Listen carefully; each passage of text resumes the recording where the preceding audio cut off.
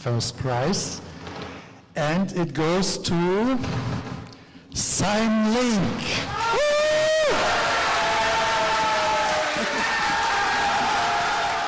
Conectar a comunidade surda criando um aplicativo para facilitar o aprendizado e o ensino das diferentes línguas de sinais usadas em cada parte do mundo. Com essa proposta, um grupo formado por 5 estudantes da USP e um da Universidade Federal de Juiz de Fora venceu a 2ª edição do Hackathon EdTech Alemanha-Brasil, um desafio destinado a resolver problemas educacionais por meio da tecnologia. Neste vídeo, os estudantes de Ciências de Computação Melissa Motoc, Pedro Augusto Ribeiro Gomes e Pedro Kenzo compartilham os aprendizados obtidos durante o hackathon, explicam como surgiu a ideia do tema, como fizeram a pesquisa inicial com a comunidade surda e também falam sobre o funcionamento do aplicativo e como esperam colocá-lo em funcionamento em um futuro próximo. Todos eles são alunos do Instituto de Ciências Matemáticas e de Computação da USP em São Carlos, o ICMC.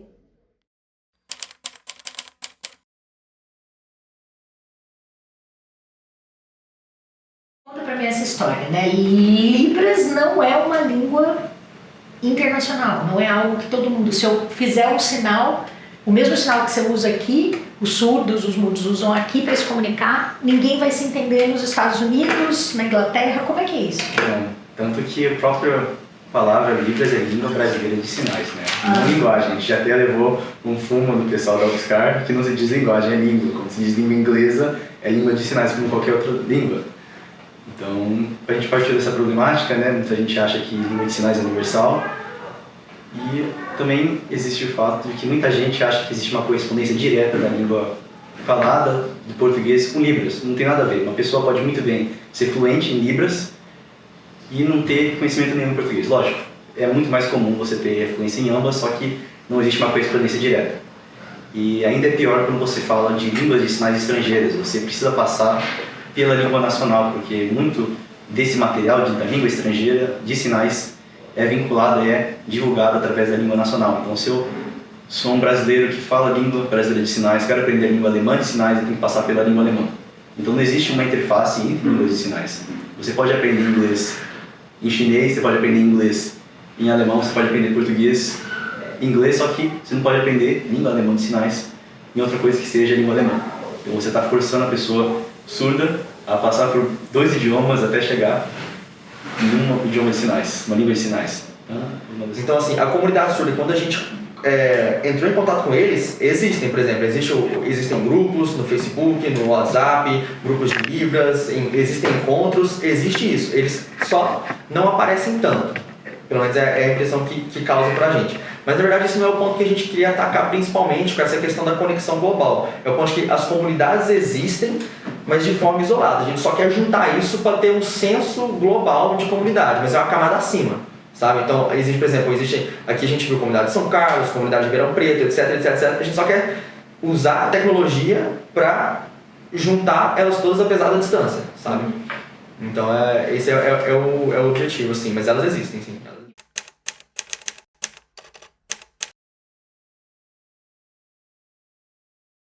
Na verdade, a inscrição ela é individual, e isso diferencia, igual o Kenzo comentou, normalmente a formação de grupos em hackathons, você chega com a equipe, é dado um problema e são apresentadas diferentes soluções para o mesmo problema. Para isso era diferente, você se inscrevia individualmente e ao chegar lá, e tinha a primeira etapa, igual ele comentou, que a gente acha um problema, só que esse problema tinha um nicho. Esse hackathon era voltado para edtechs, então eram soluções tecnológicas para a área da educação. Então a gente encontrava um problema envolvendo a educação, encontrava uma dor e tentava sanar essa dor. Então, no meio desse processo de encontrar um problema, a gente encontrava pessoas que estavam dispostas a resolver o mesmo problema que você propôs. No nosso caso, a divulgação do evento veio pelo e-mail USP, mas se não me engano, quem viu no site da Ucani antes. E aí ele comunicou a gente, então a gente já ficou animado e já nos inscrevemos. Então nos inscrevemos individualmente, mas tendo noção de que iríamos juntos. Chegando lá, teve a parte de decidir o problema e juntar outros companheiros de equipe, e aí nós encontramos os outros 3 membros do grupo, ficamos nós 6 e partimos para a ação, que foi delimitar o problema, fazer pesquisa de embasamento para ver se era de fato um problema, onde que isso atingia. Então a primeira dor que a gente olhou foi primeiro essa falsa concepção de que a língua de sinais brasileira, que é Libras, ela é universal, quando na verdade não é. E depois se perceber, a outra coisa que o Pedro comentou anteriormente, que existe uma dependência entre a língua de sinais e a língua falada, mas é uma dependência imposta, porque não há material para você estudar a língua de sinais sem saber a língua falada. O primeiro dia foram workshops, então, para capacitar a gente em algumas questões relacionadas à educação e tecnologia também. E aí, foi no final do primeiro dia que a gente conseguiu delimitar um problema. Então, a gente encontrou a dor queremos dar as mesmas oportunidades para pessoas que se comunicam apenas por linguagem de sinais, igual as pessoas que se comunicam por linguagens faladas possuem. Então a gente atacou, tipo, o Kenzo comentou logo diretamente, vamos atacar esse ponto do intercâmbio. Então delimitamos isso no final do primeiro dia. E depois a gente teve 2 dias para trabalhar de fato, tanto no embasamento do problema quanto na construção da solução.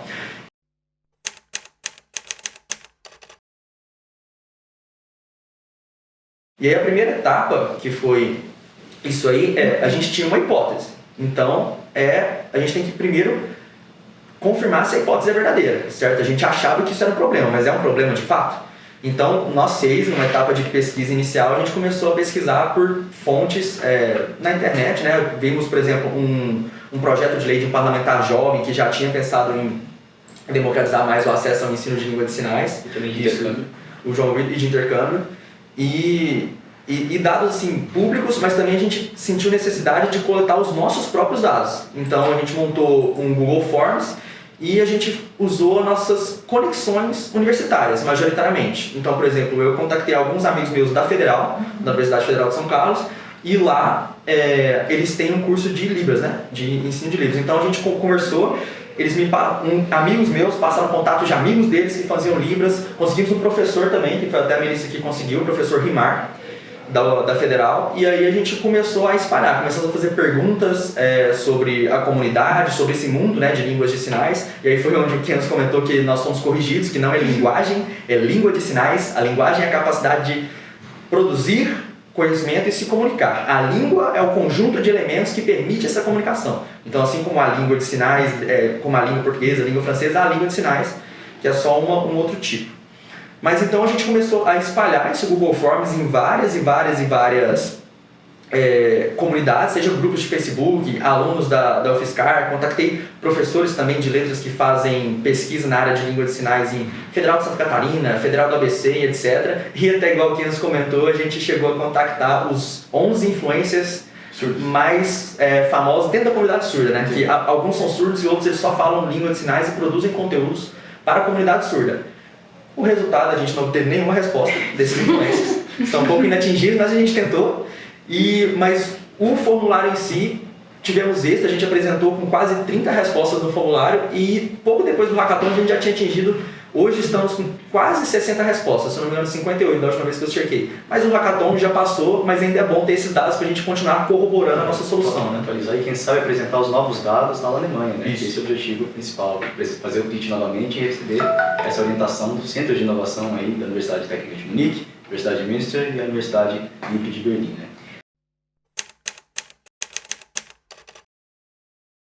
Eu falo uma palavra na minha língua de sinais e a outra pessoa responde e com isso elas trocam esses conhecimentos pontuais e vai trocando assim um conhecimento que vai se desenvolvendo com o tempo. Isso. Exatamente. Você, através a gente faz o ritmo de matching, né, que é de pareamento, você encontra a pessoa que está querendo aprender essa língua de sinais e você pode oferecer, dependendo quais línguas de sinais sejam. A partir disso tem uma tutoria one-on-one, então você consegue se comunicar. Tem alguns aplicativos de línguas assim, inglesa, espanhol, tipo o iTalki, é tipo isso, então é baseado nessa tutoria. Como não existe material muito fundamentado, a gente não poderia lançar um protótipo já dizendo vamos ter N cursos prontos, porque esse material demora muito tempo para lançar. Então vamos começar por mais simples, que é conversa, bate-papo, porque quem sabe a gente descobre até possíveis instrutores e criadores de conteúdo, porque, novamente, não existe esse conteúdo ainda formado e por um hackathon, por uma ideia, por um protótipo, falar assim, a gente vai ter 10 cursos prontos, é impossível, porque esse material tem que ser validado pelos governos e tudo mais. Então vamos começar pela nossa comunidade e a partir disso, quem sabe no futuro, inclusive quando a gente colocou o nosso plano de negócios, os próximos passos a gente falou, a gente pode até pensar no nosso aplicativo, partindo dessa ideia educacional, e até um dia oferecer certificações, como o Duolingo, por exemplo. O Duolingo English Test, extremamente poderoso, dá para usar até em Harvard, acredita nisso? Você consegue usar o aplicativo Duolingo, que é o teste que eles fazem, em Harvard. Inclusive, quem cuida disso é um brasileiro, ex-aluno da USP, André Kendi Roli. É só um adendo, mas olha que interessante, um aluno da USP está fazendo essa... está por trás da engenharia desses certificados aí. Então a gente poderia fazer isso também, por exemplo, se a USP queira, no futuro distante, ou próximo, se especializar em oferecer serviço de acessibilidade para a língua americana de sinais, aí usaria nosso aplicativo para emitir essa certificação, e a universidade, do outro lado, que queira fazer essa mobilidade, fala assim, poxa, não preciso nem se preocupar que já tem essa certificação. Então isso aí já pensando mais para frente, expandindo, né? Claro. Mas além disso, além da gente trazer um encontro de pessoas que uma pode ensinar as outras e daí a gente ter mais falantes de línguas de sinais ou conhecedores de línguas de sinais, a gente consegue criar uma comunidade que até então ou não existe ou ainda passa desapercebida, que é globalmente as pessoas terem noção de quem conhece tais línguas de sinais ou com quem que eu posso contatar, para onde que eu posso ir, sabe? É estabelecer esse senso de rede que a gente acha que ainda não existe entre os falantes de línguas de sinais ao redor do mundo, sabe? Então, o Duolingo, ele seria similar no sentido de oferecer ensinamento de línguas, mas não só isso, a gente também tem um aspecto muito social, muito conectivo, muito de criar essa conexão, sabe? Estabelecer um grupo de pessoas que conhecem línguas de sinais.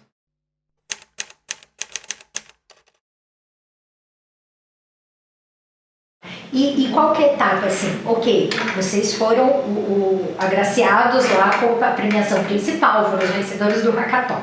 Aí vocês têm esse budget de 2.000 euros para viajar, para levar o time, isso, para 3 universidades de lá, é isso. Exatamente. E aí, só que esse budget não é suficiente.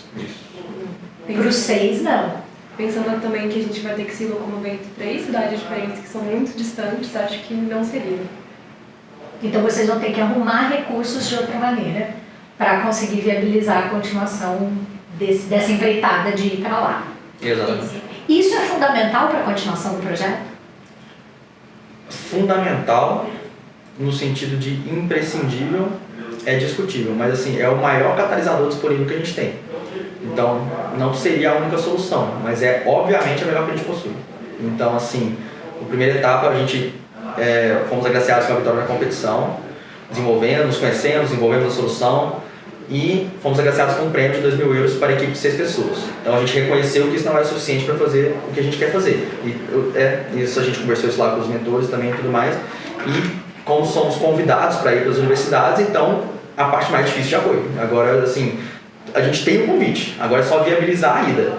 Então, ainda mais com o contexto dessas universidades, por exemplo, a de Munique é considerada a mais inovadora, né, acho que foi a mais inovadora do mundo pelo Times Higher Education, publicado esses dias. Então, assim, é a melhor oportunidade que a gente tem. Então, é isso que a gente quer fazer acontecer. Agora, quer dizer, vocês abriram 3 portas de 3 universidades lá, já tem as pessoas lá que vão receber vocês, e isso já pode ajudar também a melhorar essa ideia inicial que vocês têm. Sim, vocês pensam certeza. nisso, o objetivo da viagem é esse. A Laura, que é a organizadora, disse que vai ter a oportunidade de fazer esse pitch novamente, receber dos centros de inovação de cada universidade instruções e, quem sabe, parcerias aí para a gente realmente trazer esse projeto à tona. Então, é mais do que uma visita técnica, a gente vai ter a oportunidade de mostrar para as grandes mentes inovadoras da Alemanha o que a gente tem, né? Sim, e talvez até obter recursos de lá também, sim, porque não, também, a ida também acho que pode ter esse resultado. Com certeza.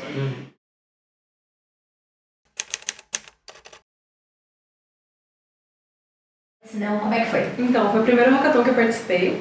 Eu, na verdade, achava que ia ser uma coisa muito mais técnica. Quando você fala em hackathon, você pensa em, provavelmente, programadores indo lá, desenvolver uma ideia mesmo e apresentar alguma coisa pronta. Mas não foi bem isso, né? Teve várias pessoas de várias áreas. Tinha gente da área de pedagogia, tinha pessoal do marketing, que foi o caso do Thiago, tinha também gente da área de direito. Então foi uma equipe muito diversa, tinha vários participantes de vários lugares diferentes.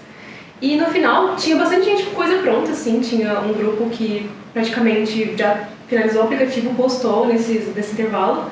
E mesmo assim não é o que eles estão procurando, eu vejo que eles estão querendo muito mais a ideia e você saber apresentar fazer tipo, sentido aquela ideia no contexto do hackathon e também no contexto assim, real, de ser aplicável, de ser desenvolvida e de ser patenteável até.